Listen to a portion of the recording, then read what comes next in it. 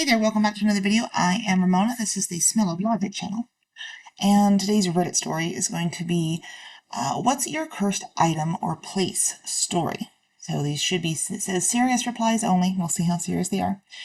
But we'll get through as many as we can. May have to do another video, who knows. But here we go, ready? I'm not usually someone who believes in ghosts, bad luck, fate, or that sort of stuff. But one year I put up a plastic Christmas tree. Hey, I just realized this is a good story for every time of the year. It just looked a nice fitly in the corner of my flat. My housemates and cat enjoyed it, so we decided to keep it up. In January, we took off all the decorations and made it a bit more bare, so in February, we decorated it with Valentine's stuff. Hearts, feather boas, some crap heart-shaped candy. The boiler broke in February, too, but I thought nothing of it. March came along and Easter stuff started to come into shop, so we took off the Valentine stuff and decked it out with little yellow chicks and some multicolored eggs. It looked great. We started to get a leak that destroyed the TV. April, we added more Easter stuff and slowly transitioned to more of a multicolored assortment of tacky crap we'd pick up in pound shops. The ceiling collapsed. A window fell out and a radiator burst and a kitchen cupboard fell off the wall. Put two and two together and really started to believe in the idea that leaving the Christmas tree up for too long was bad luck. We took down the tree and put it in the shed. The shed door got kicked in a few days later and someone stole the tree. I wonder how they're doing now. I had a VHS tape of Jeepers Creepers that would ruin any VHS or any VCR we put in it. Actually, I've had that happen as well, so I don't know if it was cursed or not, but yeah. When I was a kid, I owned a plain black tank top that I thought was cursed. Something bad happened to me every single time I wore it, and the day I received it to the day I donated it. I would either get a drink spilled on me, fail a test that I'd spent hours studying for, twist my ankle while running, get a huge pimple, or something else. One day, I felt a bit afraid, pulling on the tank top. I kept telling myself that it's just a tank top. All the bad things that always happened to me when I wore it must have been unfortunate coincidences. But then I got into my mom's car to go somewhere, and a bee that had been trapped in the car attacked me, somehow got underneath the tank top and stung me about 7 times on my back before I shook the bee loose and got out of the car. I had a slight allergic reaction to the stings. They swelled up and were painful for days. I got rid of that tank top after that. Yeah. When I was in my late teens, I had a pair of these gorgeous silver earrings with black stones, I can't remember what kind, nestled inside. But I couldn't wear them without my entire day going to shit. Bonus if I wore the matching necklace, which was a silver heart and a black stone nestled inside. Design-wise, it was beautiful. Luck-wise, I couldn't wear anything worse if I tried. Failing grade? Check. Bullying incidents? Check. Abusive parent incidents? Check. Eventually, I either lost or gave away the whole set. My ex-mother-in-law once gave me a gold chain necklace. Any time I wore it, it made my neck hurt and gave me a headache. Her whole existence is a curse. Someone did reply with possible allergy and quote-unquote gold. So it could be. I know, some metals are awful. Yeah. A small handless Mario doll that gave me luck. Now, see, there's a little different take on it. I've never entered a church without injuring myself in some way. Am I the Antichrist? I have a pair of perfectly good running shoes that I've never worn for jogging because I always trip or slip when I do. Perfectly good bottom, and it fits normally too. The strange part is that none of this happens when I wear them for non-cardio stuff like getting groceries. My car. It's from 1999, and literally almost every night between 11 p.m. and 1 p.m., the car alarm will always start to go off, even if the keys are nowhere near me, but only seems to happen when I'm home. When I'm anywhere else, it won't go off. Actually, neither a place nor an item. It's a cursed person story. A little over a year ago, I stayed in a hostel for a night. I got a bed in a room for 6, but I was the only guest. I had classes the next day, so I went to bed early. Around midnight, I heard someone at the door trying to get in, but having problems with their key card, so I got up to open it from the inside. I let in a middle-aged woman who immediately went to bed, too. Some hours later, I woke up with her talking in her sleep. She said, "Please refrain from this mayhem immediately," which I thought was a very funny thing to say in one's sleep. I mentally put it down on my list next to tomorrow morning I'll bathe in the Baltic Sea and blueberry cake, and I tried to fall asleep again. But then she started screaming as if something was actually hurting her. She begged to make it stop, cried that it wasn't her fault, blamed it on someone else, and then fell into a heartbreaking whimper. Next time I woke up, she was doing the same scream as if in pain thing, but this time standing upright next to my bed. She walked around the room some more, one time even leaving it, putting a shoe in the door so that she could get back in. When I woke up in the morning, she was in her own bed as if nothing had happened, looked tired but otherwise normal. She asked me what time it was, and I asked her if she was all right. She said yes. I even told the receptionist about it, but what was I supposed to say? I think my roommate is possessed. Collingwood, Melbourne. After performing music for well over a decade in a bunch of places around the country, I always play a shit gig at the Bendigo. I don't believe in ghosts or anything supernatural in any shape or form. One day I was out with my friends at night with not a lot to do, so we went for a stroll. It was pitch black with a full moon, and we approached an old abandoned barn. We decided to have a look inside. Immediately after hopping the gate, there was one illuminated circle from the moonlight on the courtyard, about the size of a medicine ball. It was bright enough my eyes were drawn straight to it, and right in the middle, like a cross, like a holy cross. At this point, my mate was right over my shoulder, and had seen me frozen solid, and then clocked the clock as well. We both looked at each other, hopped back over the gate as fast as we could. It still sends a shiver down my spine thinking about it. Cursed pants. 3 separate instances months apart while I was wearing them. Fell off a cliff. Someone hit and run my car. Then I got into a car accident. My plan is to burn them, but I haven't got around yet to doing it. Just don't wear them in the meantime. For whatever reason when I was young, I always had to poop whenever I went to Office Max.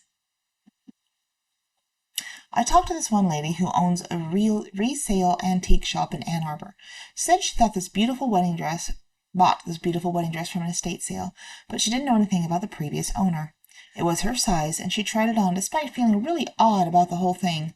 She said the moment she tried it on, she got really nauseated and dizzy. She took the dress off and ended up vomiting from the nausea. Ew. There's this place in my neighborhood that appears simultaneously cursed and blessed, if that's even possible. I live in a very industrialized area, but up until the time I was 11 years old, there was a small patch of vacant forested land in between a cemetery and a baseball field. Some of the oaks that were several hundred years old. This woodlot was known as an important stopover for migratory songbirds and a refuge for other kinds of wildlife. Many children enjoyed exploring back there, catching salamanders and snakes, playing in an old burned-out car, and building tree houses out of plywood. There was also reports of young explorers uncovering prehistoric arrowheads and pottery shards. Eventually, a company purchased the vacant lot and destroyed most of it to build an office park. Local environmentalists objected, but the people with money ultimately won. It was horrible to see so much pristine habitat destroyed. There was still a small stand of trees remaining, but most of the wildlife of my youth had disappeared. Then, just a few years ago, I started seeing all kinds of animals showing up at the adjacent cemetery. Wild turkey, deer, screech owls, garter snakes and brown snakes, blue-spotted salamanders, raccoons, mink, white-footed mice, foxes, coyotes, hawks, even hummingbirds began to return. The coyotes in particular have returned in staggering numbers. Inspired by this resurgence of nature, I began returning to some of the vacant land around the cemetery and replanting it with native vegetation. In particular, there is a huge old hollowed-out oak tree that feels both ominous and sacred. Every time I pass that tree, it is covered in dozens of screaming crows, all gathered and watching intently. They never perch elsewhere. In autumn, it gives me chills to see and hear them all crying up in those spindly branches. Because the land is now open and exposed, the site is also exceptionally windy. This creates a slight chill even in midsummer, adding to the eeriness. Again, those old woods are mostly gone now, but any time I stand where they used to be, I feel like I am in the presence of something ancient, powerful, and possibly even vengeful.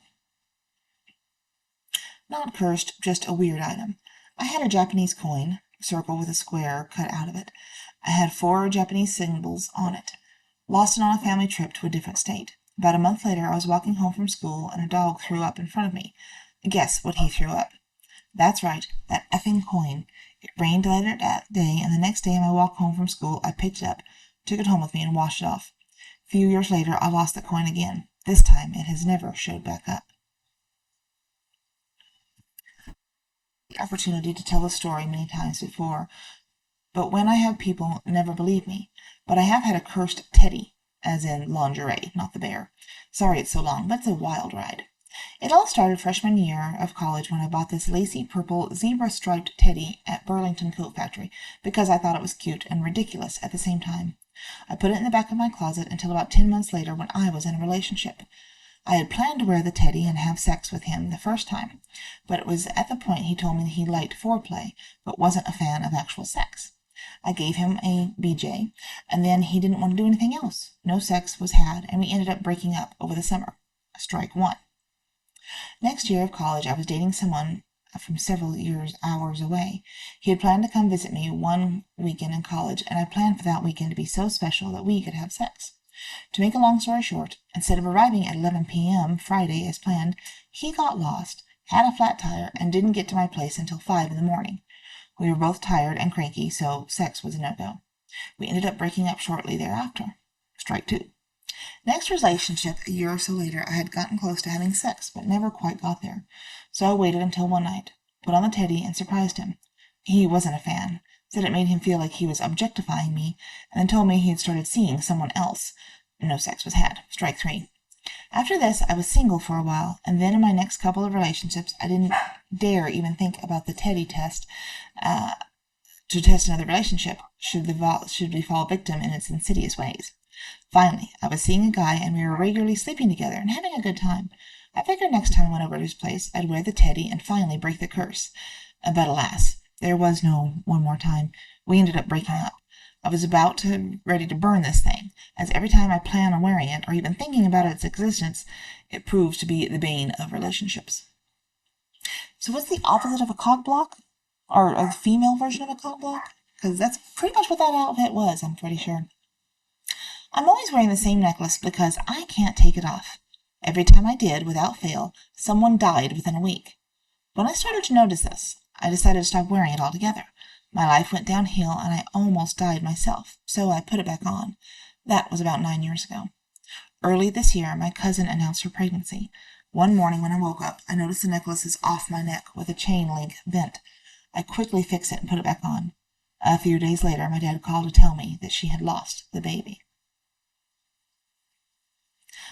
A certain controller that instantly shuts off my Xbox original if I plug it in. It may not be cursed, but it's in the thread anyway. My mom had a red Camaro. Yes, Christine jokes were made. I was literally cursed. Someone crossed 3 lanes of traffic and hit her while she was driving. She fixes it. Someone else driving the wrong way down a one-way street hits her dead on. She gets it fixed again. Her sister borrows it, parks outside a 7-Eleven, and a garbage truck backs into it, smashing the whole back end. She gets it fixed again. Mind you, this is the 3rd time in 6 months. Driving it home from the shop, someone turns a red light and smashes into the side of it. She gives up and sells it to a friend. The friend takes it to a car wash. The car wash malfunctions, and the whole front end gets crushed, partially impaled by a piece of machinery.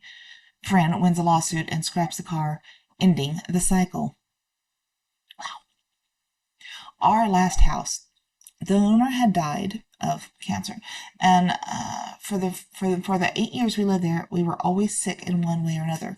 No mold, no environmental and contaminants. After moving out to our new house, we'd been a lot healthier. In my hometown, there was a lovely variety shop. It had lots of booths or little partitioned areas so that folks could set up their own stalls for goods. Usually they carried antiques and second-hand stuff, but there was one that sold old Wiccan stuff. I was looking for a belt knife for my Ren Fair outfit, and the Wiccan booth was a perfect one, so I got it. I had it for a few weeks, and it made my life a misery. Every time I was near it, I'd get bad headaches, get really irritable. I'm normally very chill. Excuse me. And have coordination issues. Lots of bad luck followed. When I realized it was the knife, I packed it into my closet, and things eased a bit. First chance I got, I gave it to my Wiccan friend to cleanse it at the full moon. It never did get cleansed. No idea what happened to it. It was nice to get it out of my life. Still don't have a damn belt knife for my outfit, though. More of a one-off thing, but a few years ago my parents were looking for a bigger house. My mom went to look at a house and ended up really liking it. The house was older, but we got a lot of nice features like a pool and a home theater. So she asked me and my dad to come take a look. My dad walks into the house and immediately hated it. Got a super odd vibe. It felt really, really unsettled. I'm not getting the same vibe, but suddenly get super nauseated and end up puking in the backyard literally out of nowhere. Mom thinks that we're being dramatic, but I refuse to go back inside the house. Long story short, we didn't buy it, but it was purchased in the neighborhood. But we purchased in the neighborhood, and I go out of my way not to drive past that house. In the years since, like 5 or 6 families have been moving in and out of that house. It's weirdly cheap for the neighborhood. I'm convinced there's some weird shit going on in that place. We had this Star Trek Christmas ornament that had an attachment to plug it in to one of the lights. My brother was obsessed with it and would short-circuit the lights every time he plugged it in. Not even an Enterprise. It was like a transport ship. One evening I was walking home from work and noticed someone's belongings in their driveway. On a bookshelf, read a sign saying something like "free to a good home." I enjoy sewing, and these people had left some antique sewing machines out, which intrigued me. So I was looking at them, wondering why the owner didn't just try to sell them. A man approached me and stated that he had noticed my interest in the sewing machines. He told me that their landlord had sold the house, and they only had a couple of weeks before they had to move out, so they were giving their possessions away for free to get rid of them so they could move quickly. I ended up chatting with his wife after him. She told me that she was a pagan and that she liked sewing. I talked sewing for a while, and next thing I know, I am being given a tailor's mannequin, a vintage hotel busboy-style outfit, and 2 antique sewing machines. They were bundled into the man's car, and then we were taken around the corner to my house. My mom wasn't happy with the situation. The sewing machines ended up in the attic, where they were taken to a charity shop. The busboy outfit went out in the rubbish, and the mannequin was put in my bedroom. Not long after the mannequin had been given its new home in my bedroom, I noticed a terrible stench of stale urine and sulfur on several occasions. My room had no reason to smell like that, so the only thing that I could think of was most likely the cause was the mannequin, as it joined just as the smell had started. I was starting to have bad feelings in my gut about going near the mannequin, and then the horrific nightmares began. I've never experienced nightmares that terrifying before. After 2 weeks later, I couldn't cope with it anymore, so I took the mannequin apart and put it in the bin. I stopped having the nightmares immediately, and the smell of stale urine and sulfur dissipated, and have never returned. That's, yeah, a little creepy there. So anyway, this is going to be part 1, because there's quite a few more stories here, and we enjoy these. So I hope you have enjoyed them too. If you don't mind, go check out another video too. If you really liked this video or any of my videos, please leave a like or a comment. That would be awesome. Help me out a little bit. But if not, that's okay too. Can't tell you what to do. You're a strong, independent individual, and that's why we like you. Anyway, thanks for listening and watching. We'll talk to you later.